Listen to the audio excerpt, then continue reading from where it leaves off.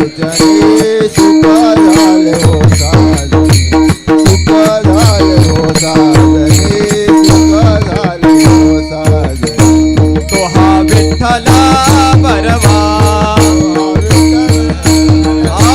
तो हा विठ्ठला बरवा तो हा विठ्ठला बरवा तो हा विठ्ठल बरवा तो हा माधव बरवा तो हा माधव बरवा तो हा माधव बरवा तो हा विठ्ठल बरवा तो हा माधव बरवा तो हा माधव बरवा तो हा माधव बरवा पौता सुकृताची जोडी म्हणून विठ्ठली आवडी म्हणून विठ्ठली आवडी म्हणून विठ्ठली आवडी बहुता सुकृताची जोडी मनता विठ्ठली आवडी मनता विठ्ठली आवडी मनता विठ्ठली आवडी तो हा विठ्ठला बरवा तो हा विठ्ठला बरवा तो हा विठ्ठला बरवा तो हा विठ्ठल बरवा तो हा माधव बरवा तो हा माधव बरवा तो हा माधव बरवा तो हा विठ्ठल बरवा तो हा माधव बरवा तो हा माधव बरवा तो हा माधव बरवा सर्व सुखाची आकर बापर देवी वर बापर देवी वर बापर देवी वर सर्व सुखाचे आगर पापरक माधवीवर पापरक माधवीवर पापरक माधवीवर तो हा विठ्ठला बरवा तो हा विठ्ठला बरवा तो हा विठ्ठला बरवा तो हा विठ्ठला बरवा तो हा विठ्ठल बरवा तो हा माधव बरवा तो हा माधव बरवा तो हा माधव बरवा तो हा विठ्ठल बरवा तो हा माधव बरवा तो हा माधव बरवा तो हा माधव बरवा जय राम हरि जय राम हरि जय राम कृष्ण हरे राम कृष्ण हरे जय राम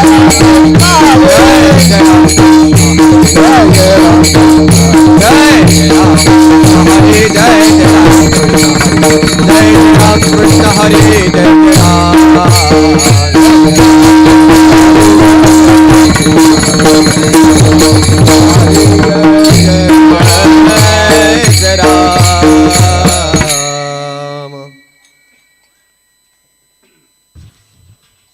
घेईना मी जन्म यासाठी देवा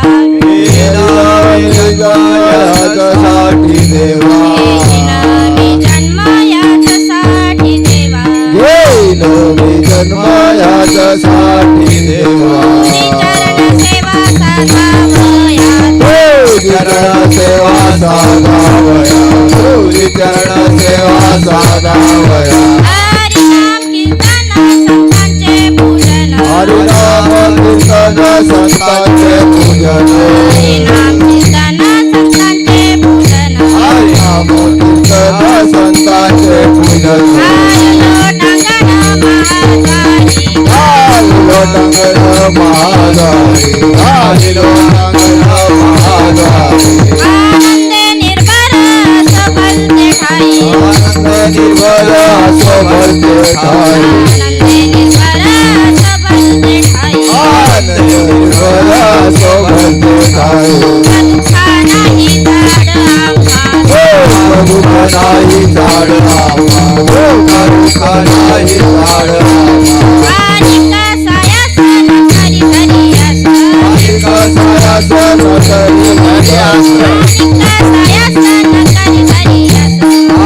सायासन करी करी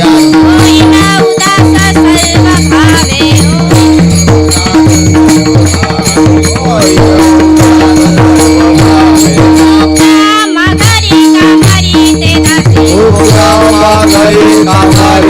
दासी श्याम घरी कामारी ते दासी ओ श्यामा घरी कामारी ते दासी होय सांगायचे तुका म्हणे होय सांगायचे तुका म्हणे होय सांगायचे तुका म्हणे हरी नाम कीर्तन संतांचे पूजन हरी नाम कीर्तन संतांचे पूजन हरी नाम कीर्तन संतांचे पूजन हरी नाम कीर्तन संतांचे पूजन हरी लोटांगण महाद्वारी हरी लोटांगण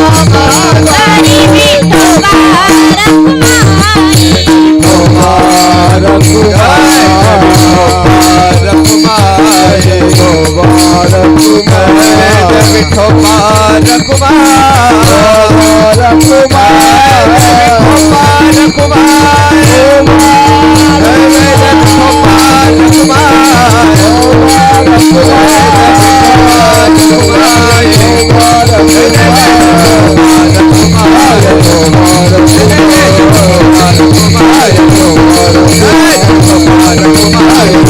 कुमार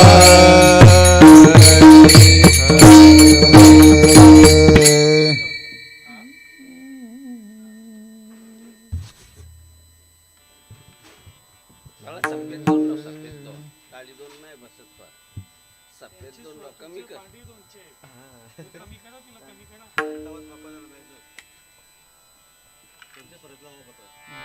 हा कीर्तन करायचे स्वरात लावायचा बाबा कधी पण मसाज करणारे असले नसले चालत आपल्याला काय होतं हा त्यांच्या स्वरात पाहिजे आपण मिस्टेक होतो ना पडद्याला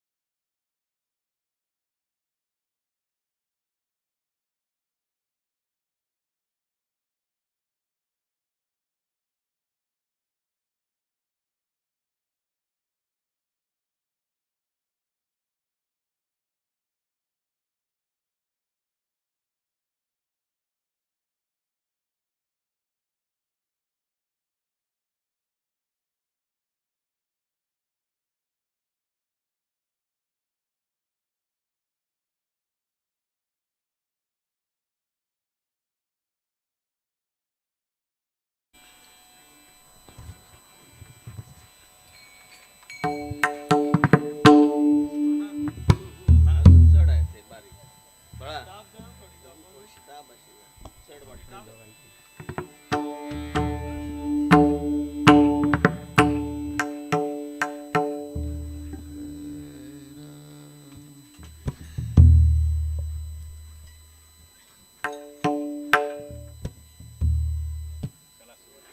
सुरुवात करायची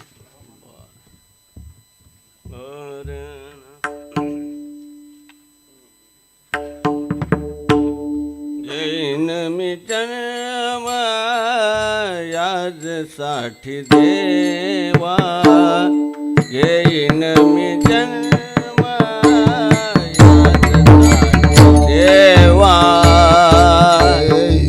मी जन्म यासाठी देवा घेईन मी जन्म यासाठी देवा घेईन मी जन्म याद साठी देवा घेईन मी जन्म याद साठी देवा घेईन मी जन्म यासाठी देवा घेईन मी जन्म यासाठी देवा तुझे चरण सेवा साधवया तुझे चरण सेवा साधवया हरिनाम कीर्तन संतांचे पूजन हरिनाम कीर्तन संतांचे पूजन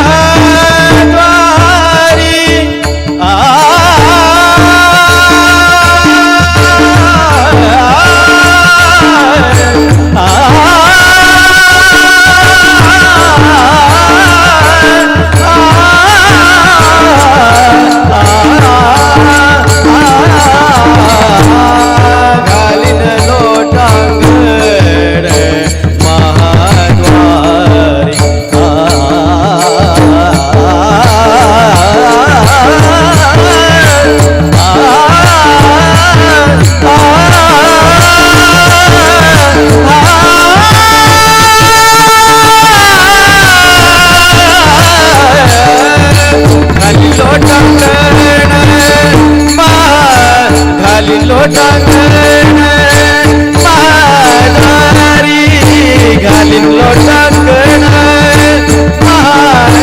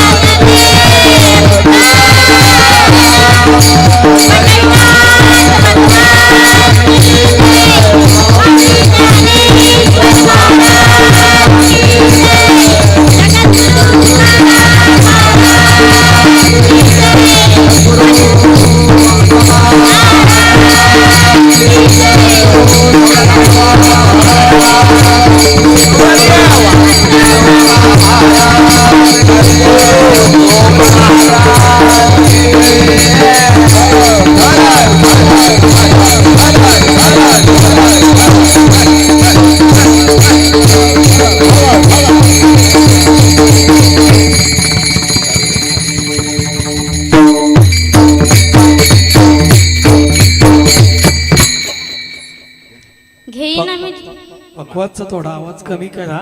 म्हणणारे काय म्हणतात ते काहीच समजत नाही. पखवाजचा गाणं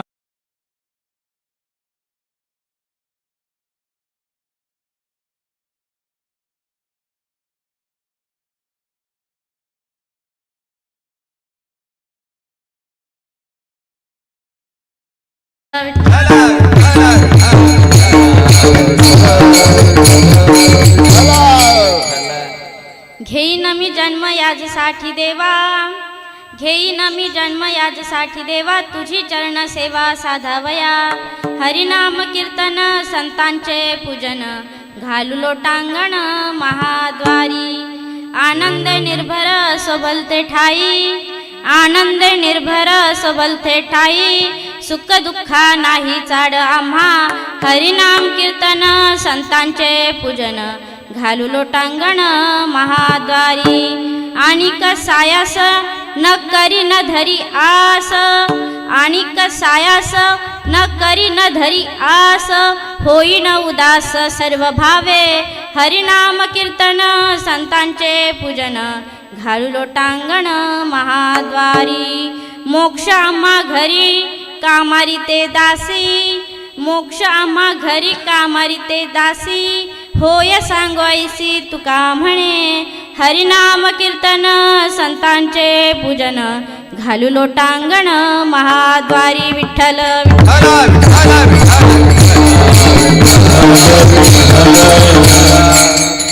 गुरुर्ब्रह्मा गुरुर्विष्णू गुरुर्देव महेश्वरा गुरुर्साक्षात् परब्रह्मा तस्मै श्री गुरुवे नमः शान्ताकारं भुजगशयनं पद्मनाभं सुरेशं विश्वाधारं गगनसदृशं मेघवर्णं शुभांगं लक्ष्मीकान्तं कमलनयनं योगिविद्यानगम्यं वन्दे विष्णुभवभयहारं सर्वलोकैकनाथं समचरणसरोजं सान्द्र नीलाबुधाभं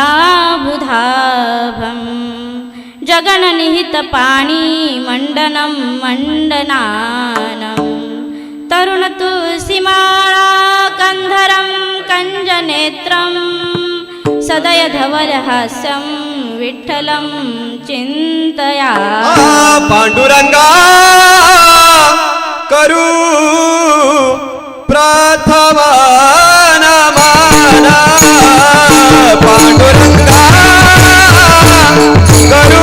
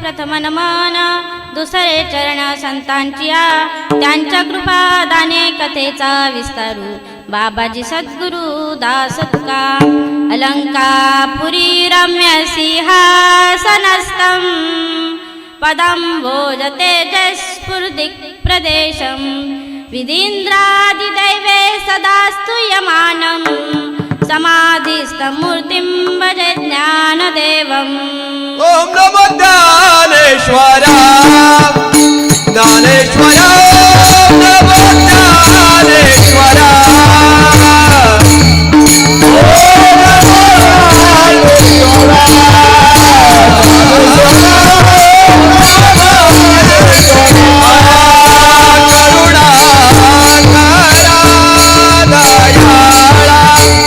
करुणा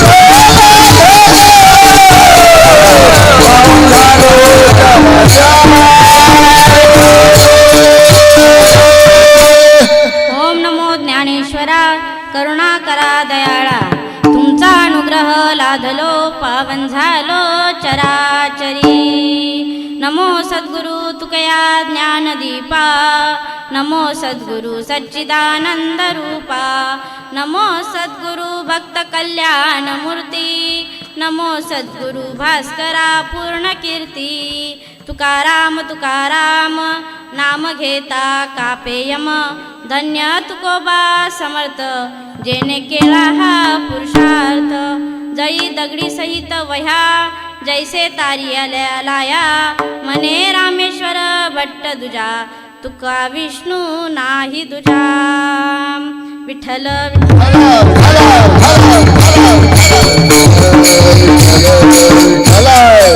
शरण शरण जी हनुमंता शरण शरण जी हनुमंता शरण शरण जी हनुमंता शरण शरण जी हनुमंता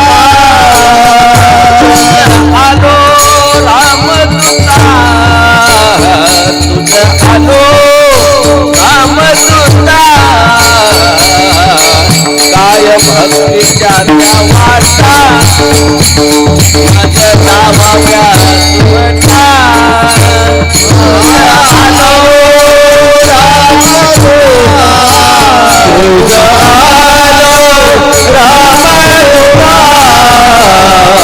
काय भक्तीच्या त्या वाटा माझ्या नावाव्या सुवटा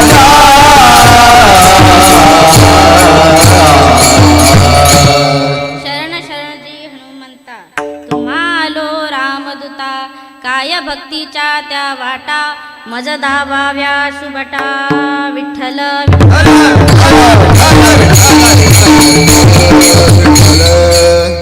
घेईन मी जन्म याचसाठी देवा घेईन मी जन्म याचसाठी देवा तुझी चरण सेवा साधावया हरिनाम कीर्तन संतांचे पूजन घालू लोटांगण महाद्वारी प्रस्तुत प्राप्त प्रसंगी प्राप्त स्थळी कीर्तन रूपी अभंग श्री तुकोबाराय यांचा असून प्रस्तुत अभंगातून जगद्गुरु तुकोबाराय भगवंताकडं प्रतिज्ञा करतात.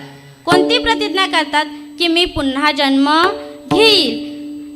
अभंगाला सुरुवात करण्याआधी अल्पसा हा पर्याय द्यायचा तो असा की कोणतंही कार्य म्हटलं की त्याला कोणतं तरी कारण असतं आणि कारण असतं तेव्हाच कार्य होतं. मग आज आपल्या गावचे बेतवडे गावचं हनुमान मंदिर आणि हनुमान मंदिराचा वर्धापन दिन 31वा वर्धापन दिन आणि या वर्धापना दिनानिमित्त श्री सत्यनारायणाची पूजा आणि त्या निमित्ताने झालेलं भजन त्यानंतर हरिपाठ आणि आत्ताची कीर्तन सेवा. आता याच्यामध्ये सत्यनारायणाची पूजा आहे. सत्यनारायण कोण? जो सत्य संकल्पाचा दाता नारायण सर्व करी पूर्ण मनोरथ जे सर्व मनोरथ पूर्ण करतो तो सत्यनारायण भगवान. आणि आज त्या भगवंताची आपण पूजा केलेली आहे ना. त्याच्यानंतर हे हरी कीर्तन सुरू करत आहे. परंतु सुरुवात करण्याआधी आपल्या सर्वांच्या चरणी दंडवत नमस्कार करते. का तर मी सर्वांच्या परिचयातली आहे. मी तुमची सून आहे ना. इकडं उभा असणाऱ्यांची मुलगी आहे. मी सगळ्यांच्या परिचयातली आहे. कोणालाही मी नवीन नाही. परंतु आजचं माझं जे कीर्तन आहे ते तुम्हा सर्वांसाठी नवीन आहे आणि मला सुद्धा तुमच्या समोर कीर्तन पहिल्यांदाच मी सादर करत आहे. आता आपल्या गावामध्ये येऊन मी 6 महिने झाले आणि 6 महिन्यामध्ये नाही जास्ती पण 5-6 प्रवचनं आपल्या सगळ्यांच्या समोर मी केली म्हणण्यापेक्षा भगवंताने माझ्याकडनं करून घेतली. तशीच ही कीर्तन सेवा सुद्धा हनुमंतराय माझ्याकडनं करून घेतील. का तर मी इतकी बुद्धिमान नाही का मी काहीतरी बोलू शकते. जे भगवंत बुद्धी सुचवतील तसं मी बोलण्याचा प्रयत्न करीन. कारण खरं सांगायचं झालं तर मी कशाचाच अभ्यास केलेला नाही. मी फक्त बाबांना विचारलं होतं की बाबा अभंग कोणता घ्यायचा. ते म्हणे तुझ्या पाठातले कुठकुठले तू आजपर्यंत कोणकोणते कीर्तनं केलेली आहेत. त्यातले मी काही अभंग बाबांना सांगून दाखवले. त्यातले बाबांनी मला हा अभंग सांगितला की बाबा आपल्या मंदिरामध्ये आजपर्यंत हा अभंग झालेला नाही, म्हणून तू हा अभंग घे. म्हणून हा अभंग मी आज निवडलेला आहे. आणि जशी हनुमंतराय, पांडुरंग आणि गावदेवी माता जशी मला बुद्धी देईल तसं मी बोलण्याचा प्रयत्न करेल. विठ्ठल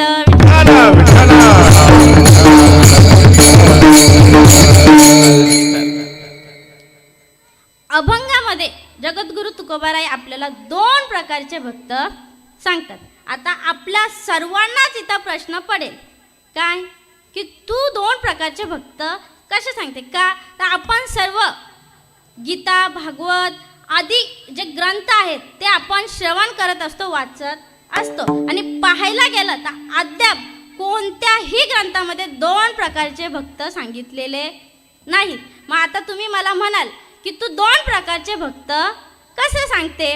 तर मनुष्य या मानवरूपी या शरीररूपी गावाला येतो आणि आपल्या या शरीराचं कर्तव्य काय आहे ते विसरून जातो. भगवंत सांगतात असे जे आहेत कसे ल्यावे कावे बरे असावे सदैव हेची करी हावं संसारी. खायचं प्यायचं चैन आणि आराम करायची असे जे आहेत त्यांना तू सोडून दे.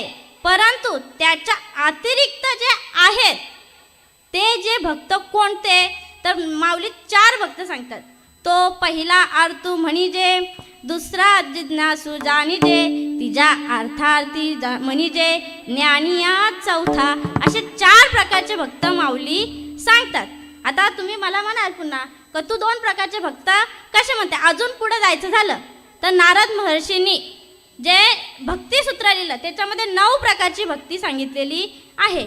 श्रवणम कीर्तनम विष्णू स्मरणम पादसेवनम अर्चनम वंदनम दास्य सख्य आत्मनिवेदनम. आता भक्तिसूत्रामध्ये 9 प्रकारची माऊलींनी सांगितलेले 4 असे म्हणजे एवढ्या प्रकारचे भक्त असले पाहिजेत. आता माऊलींचा याच्यावरचा प्रसिद्ध अभंग आहे. आपण काकड्यामध्ये म्हणतो उच्च नीच काही नेणे भगवंत, उंचनीच काही नेणे भगवंत, उंचनीच काही नेणे भगवंत, उंचनीच काही नेणे भगवंत. नीच भाव भक्ती बोलिया, भाव भक्ती बोलिया, भाव भक्ती बोलिया. आता हा अभंग आपण पूर्ण वाचला की त्याच्यामध्ये 9 प्रकारची भक्ती कोणी कोणी आणि कशी कशी केली ती ते सांगितलेली आहे. बरं कोणी कोणी केली? तर उच्च नीच काही नेणो भगवंत. उंच मोठा माणूस किंवा छोटा माणूस भगवंत जाणत नाही. त्याच्या जवळ जो त्याला शरण येतो तो त्याला आपलंसं करून घेतो. आणि आता आपण आपल्या मूळ विषयाकडे वळूया. अभंगामध्ये माऊली काय सांग, आता मी काय म्हटलं तुकोबारायांनी 2 प्रकारचे भक्त सांगितलेले आहेत. मग 2 प्रकारचे भक्त कोणते? तर एक श्रीमंत आणि दुसरा गरीब. आता श्रीमंताची व्याख्या करायला गेलं, श्रीमंत भक्ताची, तर तुमच्या आणि माझ्या दृष्टिकोनाने कोणाने करायला गेलो तर ज्याची भरपूर संपत्ती आहे, धन दौलत ज्याच्याकडं भरपूर आहे त्याला आपण श्रीमंत भक्त म्हणू. परंतु जगद्गुरु तुकोबाराय त्याला श्रीमंत भक्त म्हणत नाही. का नाही? असोनी इंद्राची संपत्ती परी समाधान नाही चित्ती. इंद्राच्या एवढी संपत्ती, आता इंद्राला कशाची कमी होती का? कशाचीच कमी नव्हती. त्याची अख्खी लंका जी होती ती सोन्याची होती. आणि अशी ती सोन्याची लंका त्याच्याकडं होती, त्याला समाधान होतं का? समाधान नव्हतं म्हणून सीता मातेला पळवून आणलं. बरोबर आहे, समाधान नव्हतं चित्तामध्ये. म्हणून माऊली जगद्गुरु तुकोबाराय काय सांगतात का माणसाकडं समाधान असलं पाहिजे. म्हणून जो आपण जी व्याख्या करतो श्रीमंताची ती खरं बघायला गेलं तर दरिद्र आहे. का? भरपूर संपत्ती आहे पण त्याला झोप येते का? गोळी खाल्ल्याशिवाय त्याला झोप लागत नाही. कोणाला? श्रीमंताला. का श्रीमंताला झोप लागत नाही? माझी जी संपत्ती आहे ती कोणीतरी चोरेल का काय, लुटेल का काय, या भीतीने श्रीमंताला झोप लागत नाही. म्हणजे भरपूर संपत्ती आहे पण चित्तात समाधान नाही. आणि थोडं उलट घ्या, एखाद्याचे खाण्यापिण्याचे हाल आहेत, राहण्याचे हाल आहेत, त्याच्याकडे काहीही नाही परंतु अखंड मनामध्ये भगवंताचं नामचिंतन चालू असतं. तो श्रीमंत आहे की दरिद्री आहे? श्रीमंत आहे का, तर त्याच्याकडं द्वारकेचा राणा आहे. मग आता विचार करा, जगद्गुरु तुकोबाराय श्रीमंत भक्त होते की दरिद्र भक्त होते? तर जगद्गुरु तुकोबाराय व्यावहारिक दृष्ट्या पाहायला गेलं तर दरिद्र होते का, तर जगद्गुरु तुकोबाराय एका ठिकाणी स्वतः सांगतात, आम्ही सदैव सुडके जवळ येता चोर दाखे, जाऊ पुढे भिके कुत्रे घर राखती. काय आमचं घर कोण राखतात? कुत्रे राखतात. म्हणून आम्ही कोण आहेत? दरिद्री. परंतु आपण पारमार्थिक दृष्ट्या पाहायला गेलो तर आपलं जे काही संसारामध्ये आपण जगतो आणि त्याच्यामधनं भगवंतापर्यंत कसं पोचावं याचं ज्ञान जे भांडार आहे ते आपल्याला कोणाकडनं मिळतं? जगद्गुरु तुकोबारायांकडनं मिळतं. म्हणजे व्यावहारिक दृष्ट्या पाहायला गेलं तर जगद्गुरु तुकोबाराय हे दरिद्र भक्त होते. परंतु पारमार्थिक दृष्ट्या पाहायला गेलं तर जगद्गुरु तुकोबाराय हे कोणते भक्त होते? श्रीमंत भक्त. त्रिभुवनी आम्ही वैभवाचे धनी, आम्ही वैभवाचे धनी, आम्ही वैभवाचे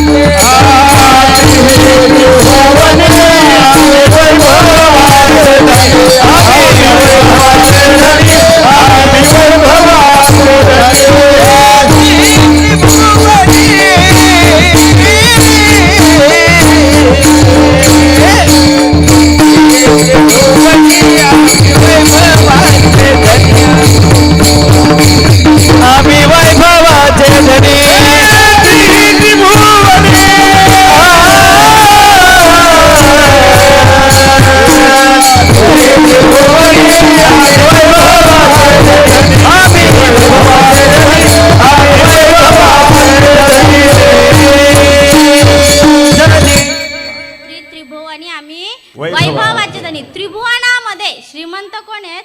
तर संत आहेत. आता एक उदाहरण देते. बऱ्याच जणांनी ऐकलंही असेल प्रवचनामध्ये. एक वेळेस नारद मुनी भगवंताकडे गेले आणि भगवंताला विचारायला लागले की बाबा देवा, तुमच्या आवडत्या भक्ताची यादी तुमच्याकडे आहे का? तुमचा आवडता कोण भक्त आहे त्याची जर तुमच्याकडे यादी असेल तर ती मला तुम्ही दाखवा. त्यावेळी भगवंत म्हणाले, हो आहे ना माझ्याकडं. म्हणे मला बघायची होती.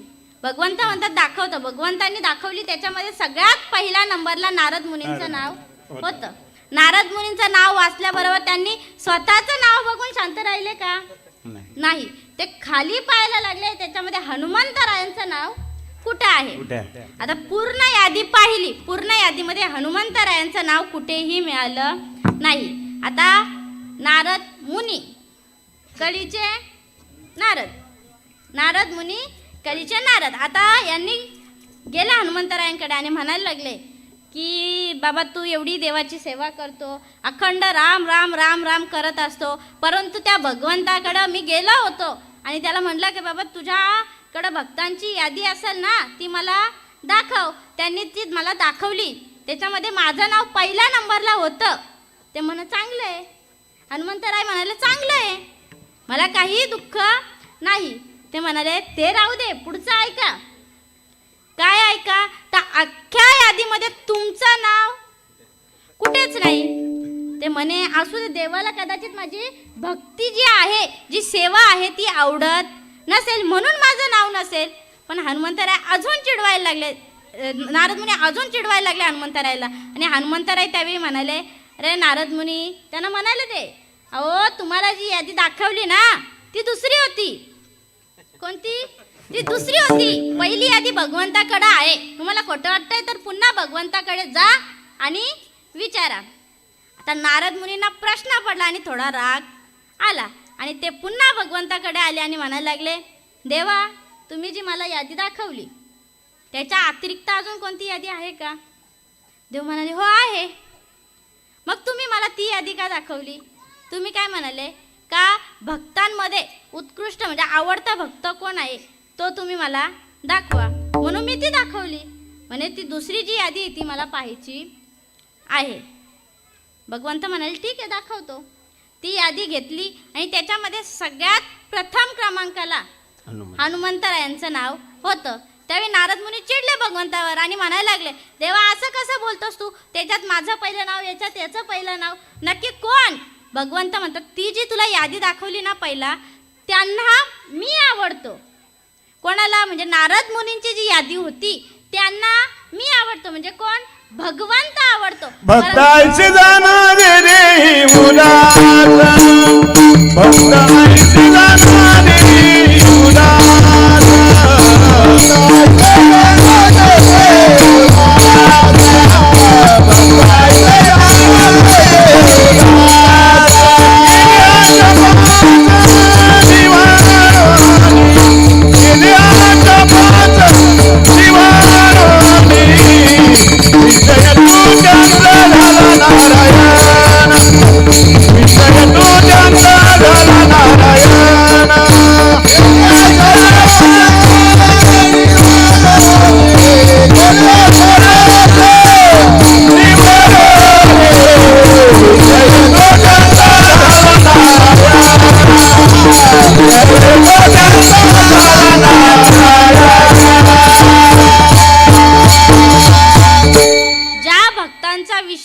नारायण झाला म्हणजे कोण? भगवंत झाला. त्या भक्तांची ती यादी आहे. मग आता ही भक्तांची यादी कोणती? लगेच नारद मुनींनी प्रश्न केला. त्यावेळी भगवंत म्हणाले, ही जी यादी आहे ना, हे भक्त मला आवडतात. म्हणजे हनुमंतराय कोणाला आवडायचे? देवाला आवडायचे. तसंच आपण देवाला आवडलो पाहिजेत. जगद्गुरु तुकोबाराय काय म्हणतात? का मी पुन्हा जन्म घेईल. कशासाठी? तर तुझी चरण सेवा साधण्यासाठी. मग आता जगद्गुरु तुकोबाराय म्हणतात मी पुन्हा जन्म घेईल. बरं, जन्माला येण्यात काही सुख आहे का? तर नाही. जगद्गुरु तुकोबाराय एके ठिकाणी स्वतः सांगतात, काय सांगू गर्भीची यातना माझा भोगिता नारायणा. काय गर्भीची यातना किती आहे? मास मळ मूत्र जाणं तुझं क्षणाक्षणात येत असे. म्हणजे आईच्या गर्भामध्ये जी घाण आहे त्याच्याबद्दल जगद्गुरु तुकोबाराय स्वतः सांगतात. काय काय सांगू गर्भीची यातना. तरी जगद्गुरु तुकोबाराय काय म्हणतात? की मी पुन्हा जन्माला येईल. का जन्माला येईल? तर तुझं नामचिंतन करण्यासाठी. म्हणून मग प्रथम केला गर्भीवास. काय दुःख भोगिले नवमास. काय सांगावे सायास आलो जन्मा येथवरी. मग 9 महिने त्या प्रथम गर्भवास केला. त्या गर्भामध्ये राहिलो. त्याच्यानंतर 9 महिने राहिल्यानंतर येण्याची वेळ आली. बरं, येताना काही सुख आहे का? नाही. आईच्या गर्भात सुख नाही. मातेच्या उदर कुहरी विष्ठामूत्रांच्या दाथरी अधोमक्क नवमासवरी उकडी भारी जठराग्नी. त्या आईच्या गर्भामध्ये कुठल्याही प्रकारचं सुख नाही. का आता आई खाते पिते त्याचं दुःख त्या गर्भाला होत असतं. मग त्या आईच्या गर्भामध्ये पण सुख नाही. बरं, 10व्याने जन्माला येताना मदाला असं आपल्या मुलाला कळवळून सांगत असते, 9 मास जन्माला असी 10व्याने प्रसूत झाली. येताची कर्म जाड तुझी माना अडकली.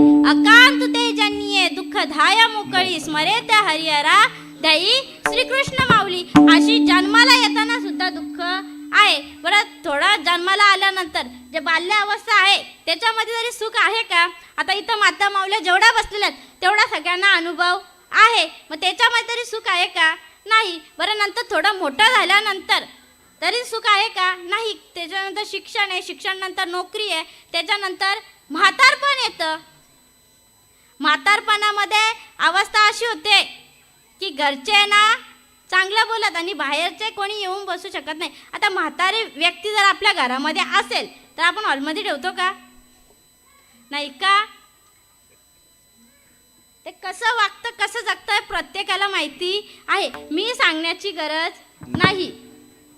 मग अशी तर म्हातारपणी अवस्था अशी असते की आता एखादा विंचू चावला तर त्याला वेदना किती होतात? त्या वेदना किती असतात? कुठपर्यंत? 24 तासापर्यंत. ज्या वेळेला तो चावलाय ते वेळ होईपर्यंत वेदना किती असतात? तशा वेदना म्हातारपणीच्या असतात. का?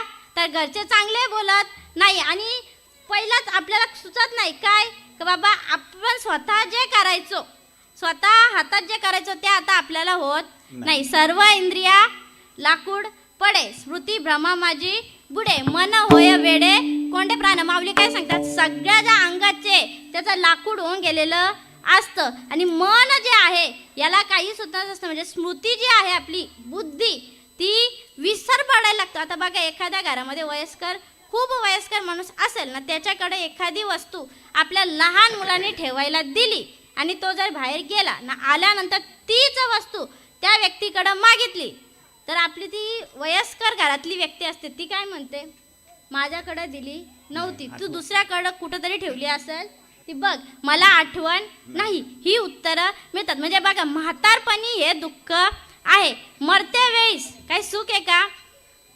आपण अख्खं आयुष्य जे केलेलं आहे ते शेवटी यमराज येतात आणि नेण्यासाठी. त्यावेळी ते सगळं आठवतं की बाबा मी अख्खं आयुष्य काय केलं, संसार केला, मी परमार्थ केला नाही. मग त्यावेळी मरते वेळी आठवतं की अरे बाबा मी जन्माला कशाला आलो होतो, भगवंताने मला जन्माला कशाला घातलं होतं. कधी आठवतं? मरते वेळी. मग ते जे दुःख आहे त्या अख्ख्या आयुष्यात जे आपण सुख शोधत असतो त्याच्या 10 पटीने दुःख ते मरते वेळी आहे ना. असं दुःख असताना सुद्धा जगद्गुरु तुकोबाराय काय म्हणतात, मी पुन्हा जन्म घेईल. अभंगाचा प्रथम चरण. घेईन मी जन्म याच्यासाठी देवा,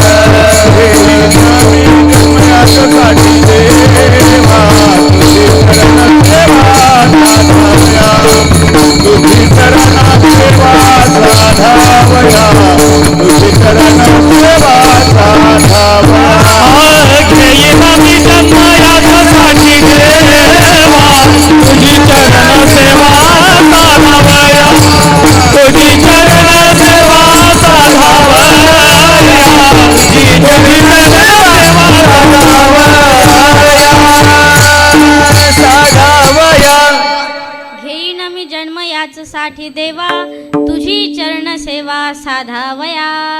काय बघ जगद्गुरु तुकोबाराय काय म्हणतात, मी पुन्हा जन्म घेईल. मग आता एवढं दुःख आहे, एवढं दुःख असताना जगद्गुरु तुकोबाराय काय म्हणतात, मी पुन्हा जन्म घेईल. एके ठिकाणी जगद्गुरु तुकोबाराय स्वतः सांगतात, गर्भवासी दुःख नाही येता जाता, हृदयी असता नाम तुझे. तुका म्हणे गर्भवासी, तुका म्हणे गर्भवासी, तुका म्हणे गर्भवासी, तुका म्हणे गर्भवासी, तुका म्हणे गर्भवासी सुखे घालावे आमासी, सुखे घालावे आमासी, तुका म्हणे गर्भवासी सुखे घालावे आमासी, सुखे घालावे आमासी. कोण गायीन आवडे, कोण गायीन आवडे, तुका म्हणे गर्भवासी सुखे घालावे आमासी, सुखे घालावे आमासी, तुका म्हणे गर्भवासी सुखे घालावे आमासी, सुखे घालावे आमासी. कोण गायीन आवडे,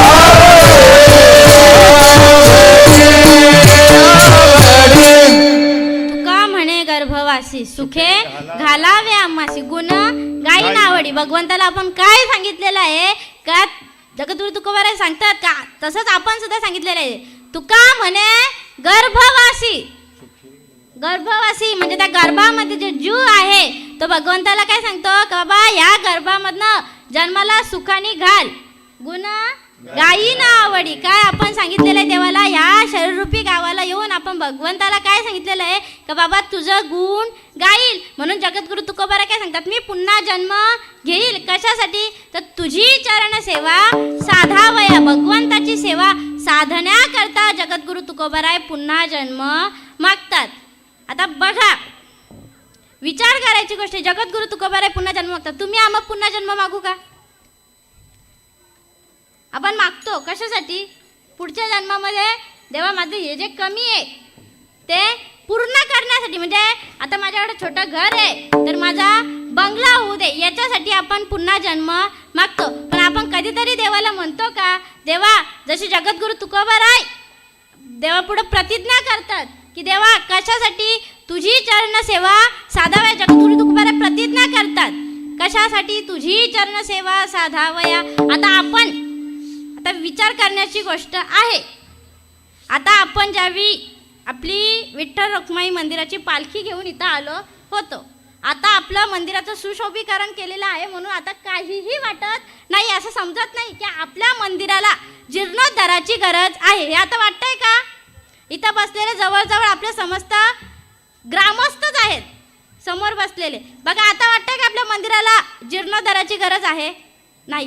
परंतु ज्यावेळी आपण विठ्ठल रखुमाई मंदिराचा पालखी सोहळा होता त्यावेळी आपण इथं आलो होतो त्यावेळी आपल्याला कळलं असेल की आपल्या मंदिराला जीर्णोद्धाराची म्हणजे कशाची डागडुजी करण्याची गरज आहे. म्हणून सगळ्यांनी विचार केला पाहिजे. आपल्याला भगवंतानी जन्माला घातलेलं आहे कशासाठी? त्याची सेवा करण्यासाठी जन्माला घेतलेला आहे. म्हणून आपण सगळ्यांनी विचार केला पाहिजे कशाचा का आपल्याकडनं भगवंताची सेवा कशी घडेल. आता आपण इतके दानशूर नाहीत की आपण ब्राह्मणांना भोजन घालू शकतो. आपण आपल्यालाच भोजन घालतो ना. आपल्यामध्ये भोजन घालतो. त्यातले 90% लोक असे असतात का त्यांना आपल्या भोजनाची काही गरज नसते.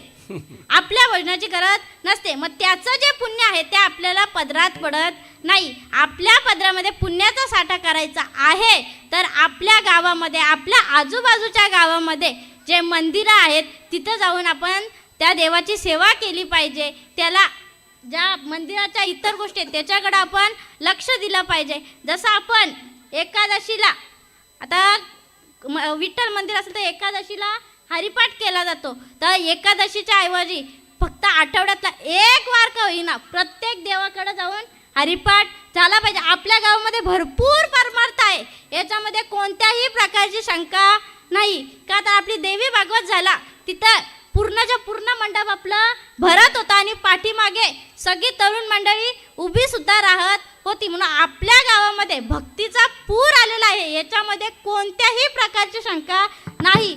तरी सुद्धा आपली जी तरुण पिढी जी मागं आहे ती पुढं आली पाहिजे.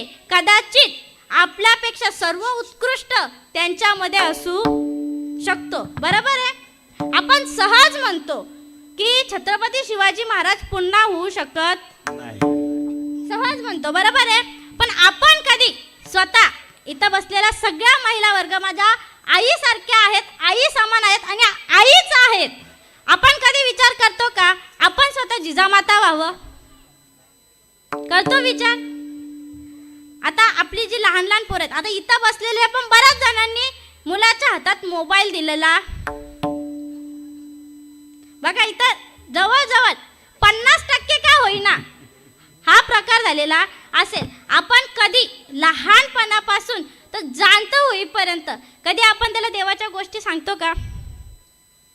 आपण त्याला एवढंच सांगतो का देवाकडनं सुख मागायचं.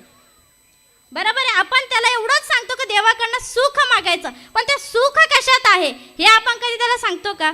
आपण कधी त्याला रामायण महाभारत किंवा आदी ज्या आपल्या पूर्वजांच्या कथा आहेत त्या आपण कधी सांगतो नाही. तरी सुद्धा आपण काय म्हणतो छत्रपती शिवाजी महाराज पुन्हा होऊ शकत नाही. आपण जिजामाता होऊ शकत नाही तर शिवाजी महाराज होऊ शकत नाही. आपण स्वतः आधी जिजामाता झालं पाहिजे तरच छत्रपती शिवाजी महाराज जन्माला येणार आहेत. का जिजामातांनी काय वेगळं केलं होतं का? काय वेगळं खाल्लं होतं का? तुमच्या आमच्यासारखं अन्नच खात होते. बंगला असो, राजवाडा असो किंवा गरिबाचं छोटं घर असो, तांदूळ एकच पिकतो. तो जाडा असो किंवा बारीक असो, त्याच्यामध्ये पोटच भरतं आणि पोट भरल्यानंतर त्याची विष्ठाच होते. श्रीमंताचा असो किंवा गरिबाचा असो. म्हणून आपण एक विचार केला पाहिजे. जर आपल्याला वाटतंय का आपली जी तरुण पिढी आहे ही धर्माचं पालन करणारी, आपलं धर्म जागरण करणारी असावी, तर सर्वात प्रथम आपण आपल्या मुलांना शिकवलं पाहिजे. काय? अधर्माचे पालन, धर्माचे पालन, धर्माचे पालन,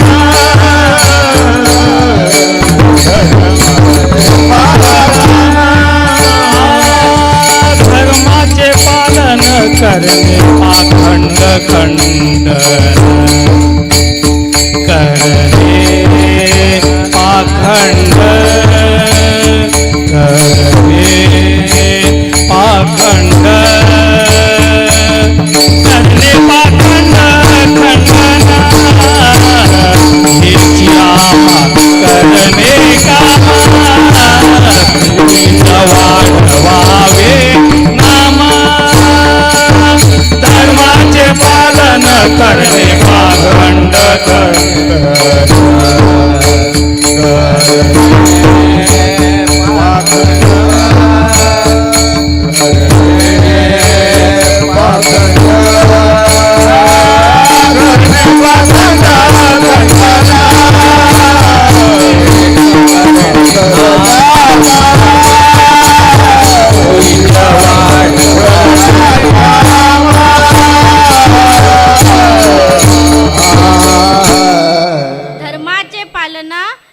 पाखंड खंडन. आपल्याला भगवंतानी जन्माला त्याचसाठी घातलेलं आहे, परंतु आपण विसरलेलो आहेत. म्हणून जगद्गुरु तुकोबाराय म्हणतात की मी पुन्हा जन्माला येईल. कशासाठी? मी एवढं लिहून सुद्धा जर या समाजाला कळत नाही का मी जन्माला कशाला आलोय, मी काय केलं पाहिजे, तर हे सांगण्यासाठी मी पुन्हा जन्माला येईल. तर काय सांगायचंय जगद्गुरु तुकोबारायांना? बरं, तुझी फक्त चरण सेवा साधायची का? आपण घरी उठल्यानंतर रोज आंघोळ केल्यानंतर देवाला अगरबत्ती फिरवतो, म्हणजे त्याची आपण सेवा करतो. मग तेवढीच सेवा आहे का? तेवढंच फक्त भगवंताच्या आपण सहवासात राहिलो पाहिजे का? तर अजून काय केलं पाहिजे? अभंगाचं दुसरं चरण. हरि नाम कीर्तन संतांचे पूजन, हरि नाम कीर्तन संतांचे पूजन, संतांचे नाम कीर्तन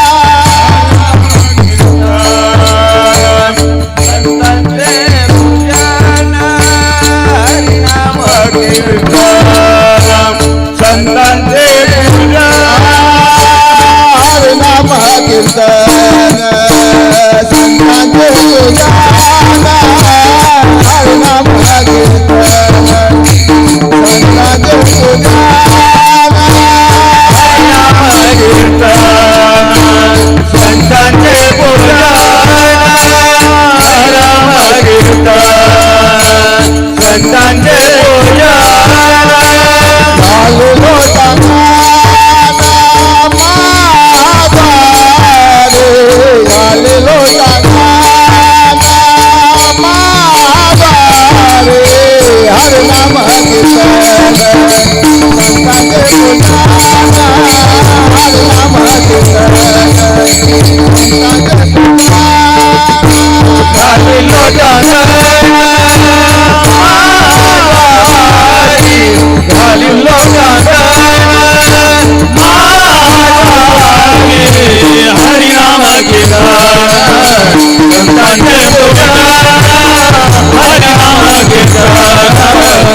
संतांचे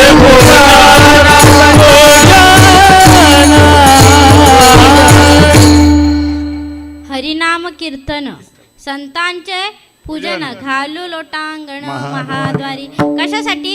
हरिनाम करण्यासाठी. भगवंताचं हरीचं नाम करण्यासाठी मी जन्माला येईल. आपण सुद्धा त्याचसाठी आलेलो आहोत. आता एक फार वर्षापूर्वीची कथा आहे. काठियादास म्हणून एक स्वामी होते, म्हणजे संत स्वरूप एक स्वामी होते ना. त्यांचा एक शिष्य होता. तो रोज त्यांचं सगळं कार्य करायचा. म्हणजे त्यांच्या उठण्यापासून त्यांच्या आंघोळीचं पाणी असो किंवा त्यांचं शौचालय जायचं पाणी भरण्याचं असू दे, त्यांचं कपडं धुण्याचं असू दे किंवा त्यांचं जेवण बनवून त्यांना जेवू घालण्याचं असू दे, असा नेम पूर्ण त्यांचा होता. कोणाचा? काठियादास स्वामींचा होता. त्यांच्या गुरूंची अशी सेवा करायचे. अशी रोज सेवा करत करत एक दिवशी त्यांनी त्यांचं जेवण बनवलं आणि ते बाहेर फक्त पडले ना. ते बाहेर पडल्यानंतर तिथे एक स्त्री आली. तिने ते जेवण उघडून पाहिलं. फक्त काय? उघडून पाहिलं ना. तेवढ्यात त्यांचे ते गुरुजी तिथे आले. गुरुजी आले, ते संतप्त झाले आणि त्याला खूप मारलं. कोणाला? काठियादास स्वामीला खूप मारलं. इतका मारलं की तो बेशुद्ध पडला. तो बेशुद्ध पडला. त्या ऋषींनी त्याला तसंच पडून दिलं आणि ते पुन्हा जाऊन ध्यानाला बसले. हा शुद्धीवर आला. शुद्धीवर आल्यानंतर त्याने पाहिलं की बाबा सगळंच्या सगळं अन्नाचं नासधूस झालेले. त्यांनी पुन्हा जेवण बनवलं आणि आपल्या गुरुजींना बोलवायला गेले आणि त्यांना बोलवलं आणि त्यांना जेवू घातलं. जेवू घातल्यानंतर यांचा एक नित्यनेम होता काठियादासांचा. काय? जे गुरुजी खातील आणि त्यातलं जे उष्ट उरेल तेवढंच आपण खायचं, अन्य दुसरं काहीही खायचं नाही ना. त्या दिवशी नेमका त्यांचे गुरुजी काहीही त्याच्यात उष्ट सोडत नाही. हा उपाशी राहतो आणि हा उपाशी तिथे जाऊन एक साईडला रडत राहिलेला असतो ना. रडत असतो. ते पाहतात गुरुजी. ते येतात आणि म्हणतात. ते हिंदी होते. कोण? हिंदी होते. क्यों रो रहा है? तो काहीही बोलत नाही. इतना मार खाया तो इधर रहने का क्यों? जा ना, असं ते म्हणतात. ते म्हणतात मला मारलं याचं दुःख नाही किंवा मी उपाशी आहे मला याचं दुःख नाही. मला एकच गोष्टीचं वाईट वाटतं की आज माझ्या दुर्लक्षपणामुळे तुम्हाला जेवायला उशीर झाला. संतांचं अखंड पूजन करणारे ते होते म्हणून त्यांना दुःख कशाचं झालं? आपल्या गुरूंचं जेवण उशिरा झालं. ते तुमच्या आणि माझ्यासारखा असतात तर आपण काय केलं असतं? गेला तो गुरुजी, त्याची सेवा, सेल्फ रिस्पेक्ट, बरोबर आहे. आपण असं केलं असतं. पण त्यांनी तेवढा मार खाऊन सुद्धा त्यांचं सगळं पुन्हा केलं आणि त्यानंतर ते दुःख व्यक्त करत होते की बाबा माझ्याकडनं माझ्या गुरूंची आज सेवा होण्यात म्हणजे संतांचं पूजन होण्यात उशीर झाला. पण आपल्याकडं पाहायला गेलं तर दूर दूरपर्यंत आपला अंधार आहे. संत सोडावं, संत सोडा, पण जे भगवत स्वरूप देव स्वरूप आपले जे गुरु आहेत, जे ब्राह्मण आहेत, त्यांची सुद्धा आपल्याकडनं सेवा घडत नाही. बघा ना, आता एखादा ब्राह्मण जर शेजारच्या घरी लग्नाला आलेला असेल आणि जर त्या शेजारच्याची आपली दुश्मनी असेल आणि त्या ब्राह्मणाने नेमका आपल्या जर अंगणात गाडी लावली तर आपण हा विचार करतो का तो ब्राह्मण आहे? आपण हा विचार करतो का तो भूदेव आहे? करतो का? आपण त्या ब्राह्मणाला सुद्धा शिव्या द्यायला कमी करत, बरोबर आहे.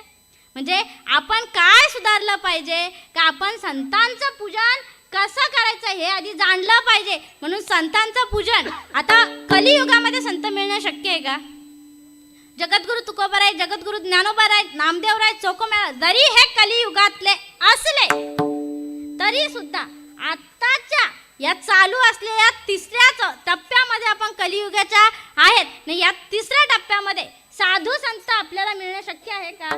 नाही. भगवी वस्त्र धारण करणारे आपल्याला अनेक मिळतील, परंतु वैराग्य म्हणजे इहलोकापासून ते ब्रह्मलोकापर्यंत जे अनुकूल मानलेले सुख आहेत त्यांचा त्याग केलेला एकही व्यक्ती आपल्याला मिळणार नाही.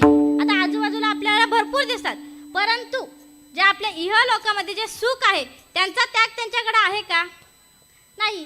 म्हणजे त्यांना आपण साधू संत म्हणू शकत नाही. मग या इह लोकामध्ये आपल्याला साधू संत मिळणं शक्य नाही, पण त्यांचं आपल्याला पूजन करायचं आहे.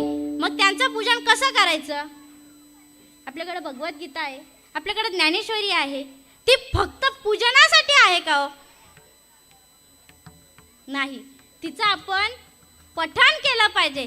त्याच वेळी आपल्याकडनं हरिकीर्तन घडणार आहे, त्याच वेळी आपल्याकडनं हरिनाम घडणार आहे. आपण गीता जयंतीला गीतेची पूजा करतो आणि काही मोजकीच आता पाहायला गेलं तर आपल्या वारकऱ्यांमधले 100 पैकी कदाचित 10% मिळतील का जे गीता पारायण त्या दिवशी करतात. आणि गावामधनं पाहायला गेलं तर जर स्वाध्याय परिवार असेल तर ती मोजकी जी स्वाध्यायला जाणारी मंडळी आहे ती तेवढी मिळून फक्त गीता पारायण करणार. त्याच्या अतिरिक्त म्हणजे गावातलं आपलं 100% गावामधले 20% लोक भगवद्गीता पारायण करतात. बाकी इतर आहेत त्यांना ते नियम लागू नाही आहेत का? आहेत ना. का तर मनुष्य जन्माला आलोय कशासाठी? आपण सुरुवातीलाच ऐकलं भगवंत काय सांगतात, खातात पितात मजा करतात त्यांचं सोडून दे, परंतु त्याच्या व्यतिरिक्त जे आहेत ते कोण आहेत? माझे आहेत. मग ते माझ्यामध्ये आपण नसावं का?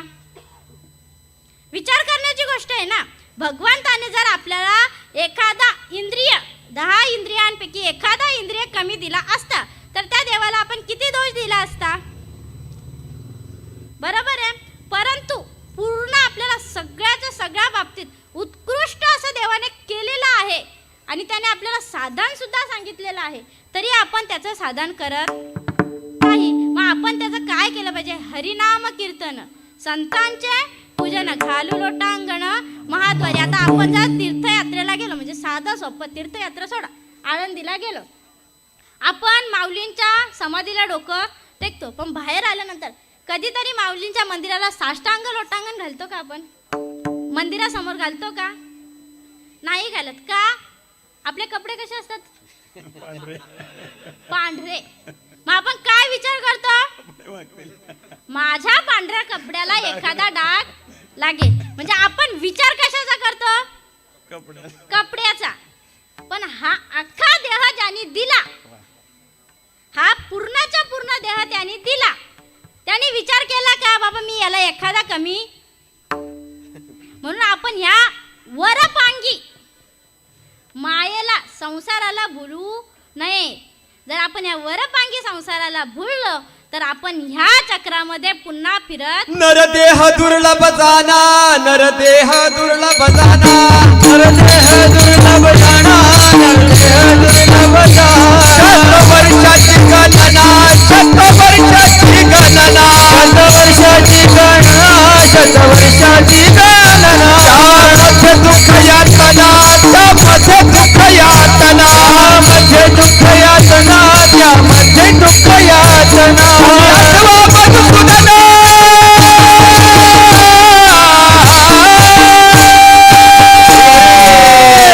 तुम्ही वासुदेव वासुदेव म्हणा, तुम्ही वासुदेव वासुदेव म्हणा, तुम्ही वासुदेव वासुदेव म्हणा, तुम्ही वासुदेव वासुदेव म्हणा, तुम्ही वासुदेव वासुदेव म्हणा, तुम्ही वासुदेव वासुदेव म्हणा. नरदेह दुर्लभ जाना, शत वर्षाची गणना, किती त्यामध्ये दुःख यातना, तुम्ही वासुदेव वासुदेव म्हणा. शत म्हणजे 100 वर्षाची गणना आपल्याला या नरदेहाला दिलेली आहे. पण या नरदेहाला आल्यानंतर विचार करा, आपण आता मगाशीच उदाहरण घेतलं, मरेपर्यंत आपल्याला दुःखच आहे. हे दुःख आहे माहीत असून सुद्धा आपण हरिनाम करत नाही, संतांचं पूजन करत नाही, देवाला साष्टांग दंडवत घालत नाही. मग हे सगळं करायचं आहे. त्यानंतर काय प्राप्त होणार आहे? आनंद. का? का आनंद प्राप्त होणार आहे? सर्व सुखाचे आगर बाप रखुमादेवर. जे सुख आपण सगळं शोधतो ते सगळं सुख त्या भगवंताकडे आहे. आणि ते जर हरिनाम कीर्तन, संतांचे पूजन आणि त्या भगवंताला साष्टांग जर लोटांगण घातलं तर आपल्याला आनंद मिळणार करणार आहे याच्यामध्ये कोणतीही शंका नाही. अभंगाचं तिसरं चरण. आनंद निर्भर असो भलते ठाई, आनंद निर्भर असो भलते ठाई, आनंद निर्भर असो भलते ठाई, आनंद निर्भर असो भलते ठाई, आनंद निर्भर असो भलते ठाई, आनंद निर्भर असो भलते ठाई, निर्भर असो भलते ठाई, आनंद निर्भर असो भलते ठाई, सुख दुःख नाही ताळ्यामा, सुख दुःख नाही, सुख दुःख नाही, सुख दुःख नाही, सुख दुःख नाही, सुख दुःख नाही,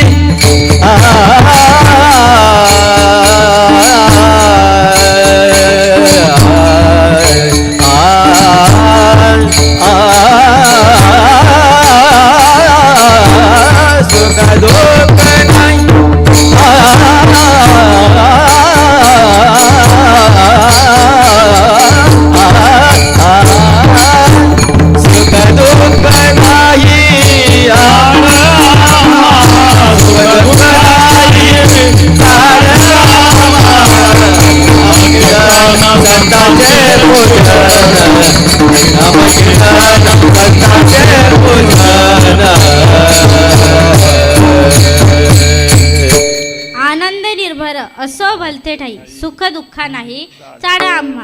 पण हे कधी? ज्यावेळी आपल्याला संतांची संगत लागेल तेव्हा. संत रज लागता सहज वासनेचे, संत चरण रज लागता सहज वासनेचे बीज जळणी जाईल. एकदा का जर संतांची संगत लाभली तर आपली जी माया, जी वासना आपली उरलेली आहे ती उडून जाईल. मग आता संतांची संगत कोणाला लागली तर गावबा एका विधवेचा मुलगा होता. एक दिवशी शेजारणीने त्याला 2 पोळ्या म्हणजे कुठल्या पुरणाच्या पोळ्या दिल्या. त्या 2 पोळ्या दिल्यानंतर त्या दिवशी त्याने त्या गावबाने त्या अति आनंदाने खाल्ल्या आणि तो झोपी गेला. दुसऱ्या दिवशी उठला आणि आईकडं पुन्हा तशाच पोळ्यांचा हट्ट करू लागला. आता अख्खा दिवस आईने याचं ऐकलं, परंतु हा संध्याकाळपर्यंत झाली पण काहीही खायला मागत नव्हता. शेवटी आई पुन्हा त्या शेजारणीकडे गेली आणि 2 पोळ्या होतील इतकं साहित्य तिच्याकडनं घेऊन आली. बरं दुसऱ्या दिवशीचं तसं भागलं. हा तिसऱ्या दिवशी सुद्धा तसंच करायला लागला. तिसऱ्या दिवशी सुद्धा शेजारणीकडे गेली, घेऊन आली. आता ह्याचं रोजचंच ते झालं की काय, मला पोळीचं जेवण पाहिजे. मग आता ही शेजारणीकडे पुन्हा गेली. त्यावेळी त्या शेजारणीने सांगितली की बाबा मी रोज रोज तर तुला पोळ्याचं साहित्य देऊ शकत नाही. तू काय कर, तुझ्या मुलाला कोणाकडे ने, नाथ महाराजांकडं ने. तिथं रोज त्याला पोळीचं जेवण मिळेल. रोज तिथं पोळीचं जेवण केलं जातं म्हणून तू त्याला तिथे घेऊन जा. ती विधवा स्त्री आपल्या मुलाला गावबाला घेऊन तिथे गेली आणि गेल्यानंतर दारात उभं राहून तिने आधी नाथ महाराजांना नमस्कार केला आणि हा आपला ऐटीमध्ये उभा होता. कसा ऐटीत म्हणजे रुबाबात उभा होता. हा उभा राहिला. आता हिने नमस्कार केला आणि तिने सांगितलं की बाबा माझ्या मुलाला इथं ठेवा, तुमच्याकडे जे खाणं पिणं असतं ते त्याला मिळू द्या. का तर माझा नवरा मेलेला आहे, माझी अशी परिस्थिती नाही की मी याला सर्वोत्कृष्ट जे काही भोजन असेल ते देऊ शकते. ते म्हणाले ठीक आहे माझ्याकडे त्याला राहू दे. राहू दे म्हणाल्यानंतर गावबा लगेच थोडा मोठ्याच आवाजात म्हणायला लागला, मी इथे राहील परंतु मी काहीही काम करणार, मला जसं पाहिजे तसं मी राहील. नाथ महाराज म्हणाले ठीक आहे तू काहीही काम करू नको, तुला पाहिजे तसं राहा. असेच बरेच वर्ष झाले तो तिथे राहिला. रोजचा संतांचं भोजन खाऊ लागला आणि ज्यावेळी नाथ महाराजांच्या नाथ षष्टीची वेळ आली आणि नाथ बाबा निघून गेले त्यावेळी नाथ बाबांनी भावार्थ रामायण हा ग्रंथ लिहायला घेतलेला होता आणि त्याचे 108 अध्याय उरले होते आणि ते पूर्ण गावबाने केले. संत चरण लागता सहज वासनेचे बीज जळणे जाईल. काय बोलला होता, मी काहीही करणार नाही. त्याने काय केलं? भावार्थ रामायणाचे 108 अध्याय लिहिले. आपल्याला 108 अध्याय लिहायचे नाहीत ना, काही करायचंय, फक्त त्या भगवंताचं मनोभावे नामचिंतन करायचं आहे. बरं, त्याच्यामध्ये काय सायस आहेत का? काय आपल्याला सामुग्री गोळा करायला लागणार आहे का? आता आपण फिरायला जातो किंवा आणखी काय आपलं कार्य असतं, गणपती आणतो आपण, बरोबर आहे. गणपती आता आपल्या माईचे गणपती जवळ आहेत, आपली तयारी सुरू झाली. गणपती बुक करणे, सामान आणणे, हे काही गोष्टी असतील त्या आपल्या सुरू झालेल्या आहेत. बघा, याला काय आहेत? सायास आहेत. कशाचे? सगळे साहित्य गोळा करण्याचे. बरं, हरिनाम करण्याला कोणतं सायस आहे का? नाम संकीर्तन साधन पैसोपे, नाम संकीर्तन पैसोपे, नाम संकीर्तन साधन पैसोपे, नाम संकीर्तन साधन पैसोपे, जलतील पापे जन्मांतरीची, जलतील पापे जन्मांतरीची, नगरती सायास नगरती सायास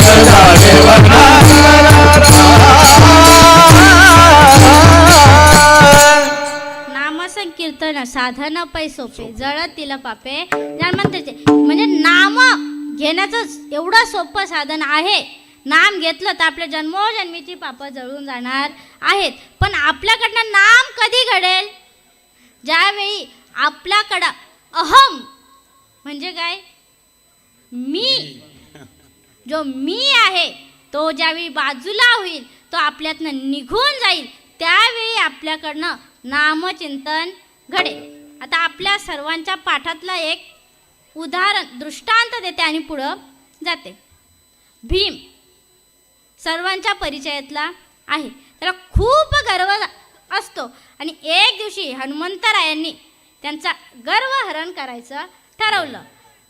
भीमदादा शिकारीसाठी जायला निघाले होते आणि त्या जंगलामध्ये हनुमंतराय एका वयस्कर वानराचं रूप घेतलं आणि जी वाट आहे त्या वाटेमध्ये आपली जी पुष्ठ म्हणजे शेपटी जी आहे ती पसरवून बसले. आणि त्याच वेळी तिथं भीमदादा आले आणि म्हणायला लागले, कसे? ए वानरा, तुला अक्कल बिक्कल आहे का? कोण होते ते? भीम. कसे होते? गर्विष्ठ, अहम म्हणजे त्यांच्याकडं काय होता? मोठेपणा, अहंकार होता. ते त्याला म्हणायला लागले, तुला काय कळतंय का? हा याय जायचा रस्ता आहे ना, तू तुझी शेपूट पसरून बसलाय. त्यावेळी हनुमंतराय अगदी सौम्य आवाजात म्हणाले की अरे बाबा, माझं इतकं वय झालेलं आहे की माझ्या शरीराचा एकही भाग मी स्वतः हलवू शकत नाही. म्हणून आता तू काय कर, माझी ही शेपूट आहे ती उचल आणि तुला पाहिजे तिथे ठेव आणि तुझा मार्ग मोकळा कर. आधी भीमदादा म्हणायला लागले, मी तुझी शेपूट बाजूला करू. पण नंतर भीमदादाने विचार केला, बाबा आपल्याला जायचंय. म्हणून ते त्या शेपटीला हात लावायला गेले, उचलायला गेले, परंतु ती उचलली जात नव्हती. का? कारण हनुमंतरायांनी वज्रदेह धारण केला होता. कशासाठी? तर जे भीमदादांचा गर्व हरण करण्यासाठी. त्याने खूप प्रयत्न केले परंतु त्यांच्याने ते जमलं नाही. त्यावेळी ते त्या वानराला शरण गेले की बाबा कोण आहेस तू आणि का असं थांबलेला आहे? त्यावेळी हनुमंतरायांनी सांगितलं, काय? मी कोण आहे? हनुमंत. हन हनुमान. हन म्हणजे कोण? मारणे. आणि मंत म्हणजे काय? हनुमान. मान म्हणजे काय? अभिमान. मान म्हणजे अभिमान. अभिमान जो मारणारा तो मी हनुमान. मी तुझा अभिमान काढून घेण्यासाठी इथं आलेलो आहे. त्यावेळी भीमदादांना कळलं की बाबा मी जे करतो ते मी स्वतः करत नाही, माझ्याकडनं करून कोण घेतं? भगवंत. तसंच आपल्याला सुद्धा कळलं पाहिजे की बाबा मी काहीही करत नाही, भगवंत करून घेतो. म्हणून मी त्याची साधना केली पाहिजे आणि त्याच्यासाठी कोणत्याही प्रकारचं सायास लागत नाही.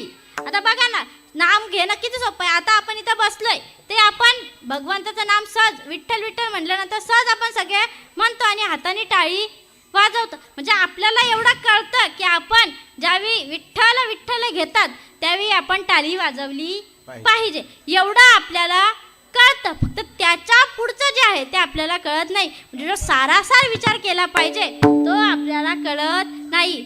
सारासार विचार कशासाठी करायचा आहे तर त्या भगवंताचं जे नाम आहे ते आपल्या कंठामध्ये धारण करण्यासाठी आपण सारासार विचार केला पाहिजे. सगळं काही आपल्याला मिळेल पण कधी त्या भगवंताला शरण गेल्यानंतर. का तर त्याला सगळं काही माहिती आहे की आपल्याला काय हवंय काय नकोय, परंतु भगवंत तीच गोष्ट आपल्याला देतो, त्याच्यामधनं आपल्याला दुःखाची प्राप्ती होणार नाही. म्हणून देवाकडे काहीतरी मागण्यापेक्षा अखंड भावाने त्याला मनोभावे शरण गेलं पाहिजे. त्याच्यासाठी कोणत्याही प्रकारचं सायास नाही. हनुमंतराय सुद्धा अखंड भावेने देवाला शरण गेले होते. ज्यावेळी सीतामातेला हनुमंतराय पुन्हा घेऊन आले त्यावेळी भगवंताने त्याला विचारलं होतं हनुमंतरायांना की बाबा तुम्हाला काय बक्षीस देऊ. त्यावेळी हनुमंतरायांनी सांगितलं की मला काही नको, तुमचे जे चरण आहे ते अखंड माझ्या हृदयामध्ये राहू दे एवढीच माझी इच्छा आहे ना. असं उत्तर दिल्यानंतर सीतामातेने आपल्या नवरत्नांचा हार काढून हनुमंतरायांना घातला. तो घातल्यानंतर हनुमंतरायाने तो पहिला काढला, त्यातले 2 मणी फोडल्यानंतर सीतामातेला खूप राग आला आणि विचारायला लागले बाबा मी तुला एवढा नवरत्नांचा हार दिला आणि तू तो फोडतोस आहे. त्यावेळी हनुमंतरायाने उत्तर दिलं की बाबा हा नवरत्नांचा जरी हार असला तरी याच्यामध्ये माझे श्री राम प्रभू नाहीयेत. काय म्हणाले, याच्यामध्ये माझे प्रभू नाहीयेत म्हणून मी हे स्वीकारू शकत नाही. का ज्याच्यामध्ये भगवंत नाही ते मला नको. परंतु आपण हा विचार करतो का भगवंत नाही ती गोष्ट मला नको, आपण करत नाही. साधं आणि सोपं. आता आपल्याकडं काय आहे, इलेक्शन, बरोबर आहे. आपण सहज विचार काय करतो, 5 वर्ष आपल्याला कोणी बघत नाही, जिसका नोट मोठा, बरोबर आहे. आपण सहज विचार म्हणजे आपण कशाच्या याच्यावर जगत असतो, मायेने आपण गुरफटलेलं आणि आपण पैशाच्या मागं लागलेली आपण सगळीच आपण त्या पैशाच्या मागं पळत आहोत. म्हणून तो भगवंत आपल्यापासून दूर चाललेला आहे. म्हणून आपण त्या भगवंताला कोणत्याही प्रकारचं मनामध्ये आस न ठेवता त्याला शरण जायचं आहे. अनिक सायास न करी धरी असं होईन उदास सर्व भावे. जसे हनुमंतराय कोणत्याही प्रकारची भगवंताकडे अपेक्षा ठेवत नाही, तशीच कोणत्याही प्रकारची अपेक्षा न ठेवता जर आपण भगवंताला शरण गेलो तर अख्खं आयुष्य साधू संत म्हणजे जे ऋषी मुनी आहेत ते कशासाठी घालवत असतात, मुक्ती मोक्ष मिळवण्यासाठी जे घालवत असतात. ती जी मुक्ती आहे ती आपल्या घरची दासी म्हणजे कामवाली बनून राहील. ती जगद्गुरु तुकोबारायांच्या घरची कामवाली झाली. अभंगाच्या शेवटचे चरण. मोक्ष घरी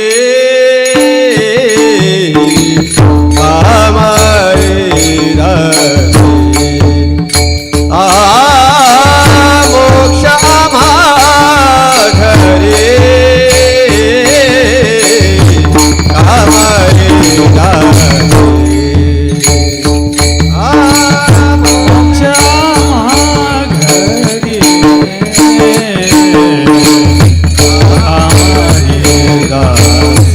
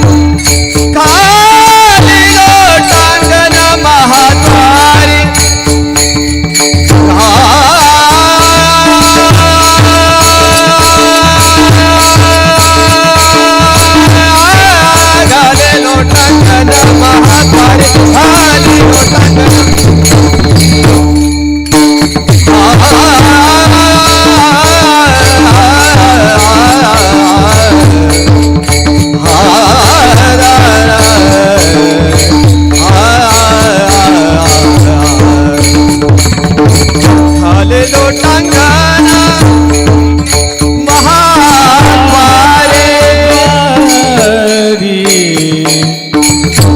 महाद्वारी घालीन लोटांगण महाद्वारी महाद्वारी महाद्वारी महाद्वारी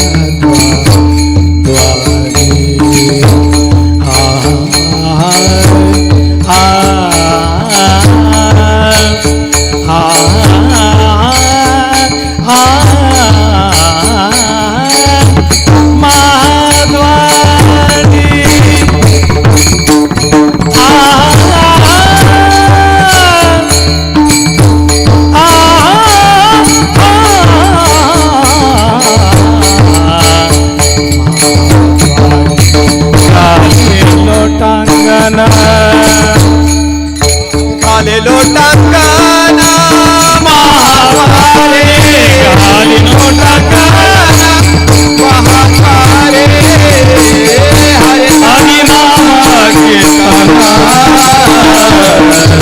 संतांचे भोजन हरि नाम कीर्तन संतांचे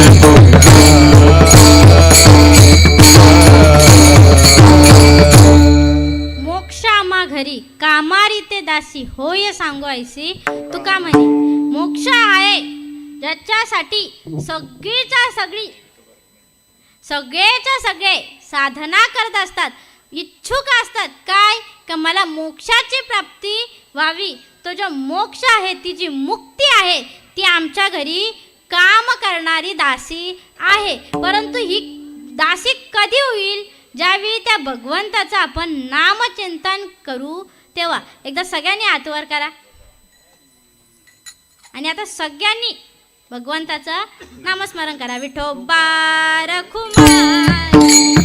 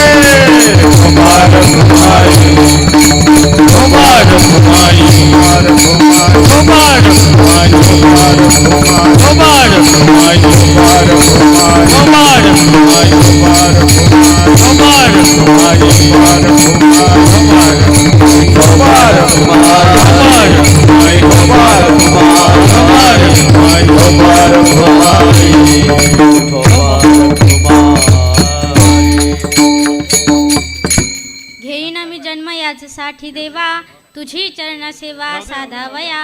हरिनाम कीर्तन संतांचे पूजन घालू लोटांगण महाद्वारी. आनंद निर्भर सोबलते टाही, आनंदे निर्भर सोबलते ठाई. सुख दुःखा नाही चाड आम्हा.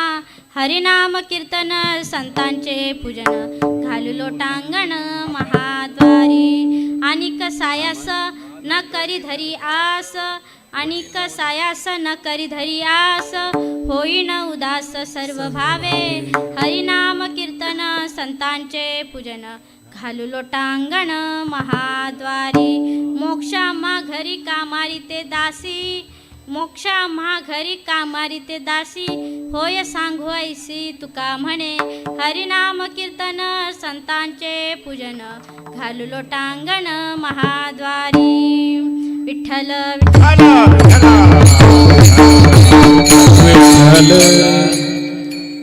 जगद्गुरु तुकोबराय प्रतिज्ञा करतात की मी पुन्हा जन्म घेईन, परंतु आपण ज्या मायाजाळामध्ये म्हणजे कशामध्ये ज्या मायेमध्ये गुरफटलेलो आहेत त्यामुळे आपण पुन्हा जन्माला येणारच आहेत.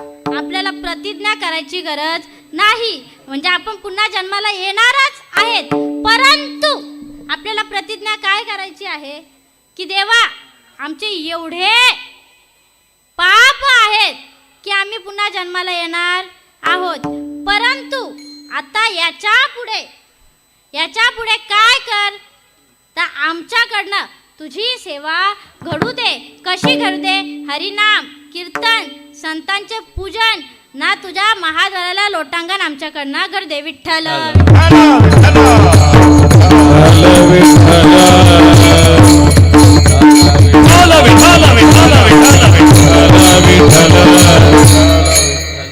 आपल्याला देवाला प्रतिज्ञा करायची नाही, आपल्याला काय करायची आहे?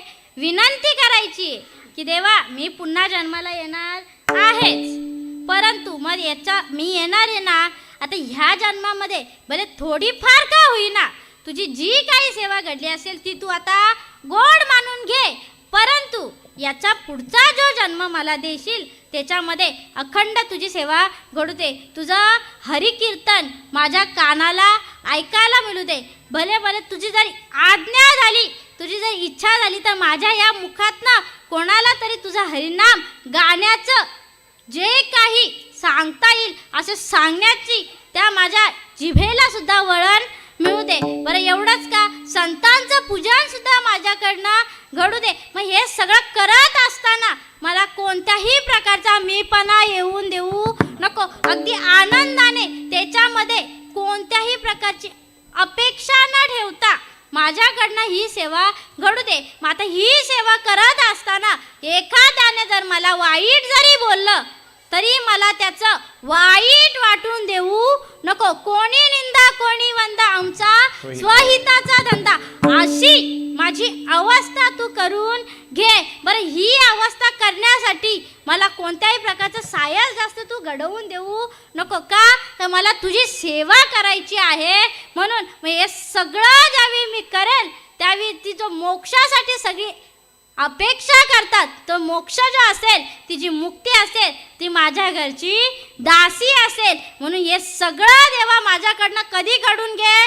ज्यावेळी मी पुन्हा जन्माला येईल तेव्हा, कारण मी पुन्हा जन्माला येणार आहे हे मला माहिती आहे. हे आपण सगळ्यांनी मनात ठरवलं पाहिजे. हनुमंतरायांच्या चरणी, आपल्या विठ्ठल रखुमाईच्या चरणी, गावदेवी मातेच्या चरणी आणि ज्याची त्याची जी उपास्य देवता आहे त्या चरणी आपण साष्टांग दंडवत ठेवलं पाहिजे. काय की देवा आतापर्यंत जे घडलं ते तू तुझ्याकडे घे, परंतु याच्या पुढे तुझी सेवा माझ्याकडनं अखंड घडू दे.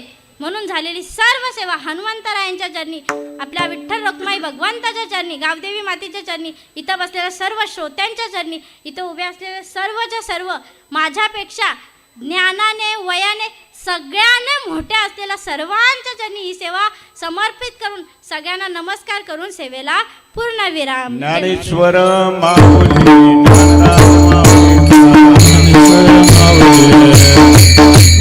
ज्ञानेश्वर माऊली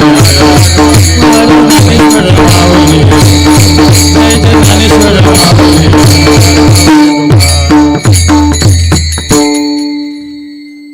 बालक बाबडा बोली, बालक बोबडा बोली, वाकडा विचुका पावली, ते चोज करणी माऊली रिजे जेवी.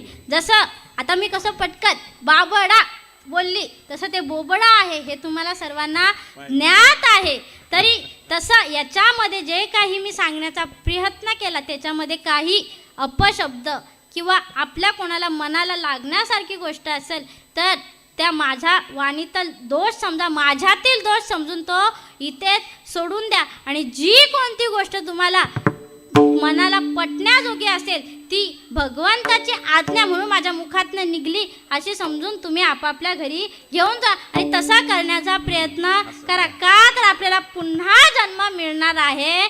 म्हणून सर्वांना मी विनंती करते. आता मगाशी मी सहज आपल्या अभंग कीर्तनामध्ये सांगून गेले की आपल्या मंदिराचा जीर्णोद्धार केला पाहिजे. तर आपली काही तरुण वर्ग जे आहे त्यांची सगळ्यांची इच्छा आहे की आपल्या मंदिराचा जीर्णोद्धार झाला पाहिजे. म्हणून आपण सर्वांनी याचा एकदा एकत्र बसून विचार घ्यावा अशी मी सर्वांना विनंती करते. कारण या विषयामध्ये मी बोलावं किंवा माझा बोलण्याचा अधिकार नाही, परंतु त्यांनी मला सांगितलं की बाबा हा विषय आपण मांडावा. म्हणून मी सगळ्यांना विनंती करेन की आपल्या मंदिराच्या जीर्णोद्धाराबद्दल आपण विचार करावा. जय विठ्ठल, जय हरी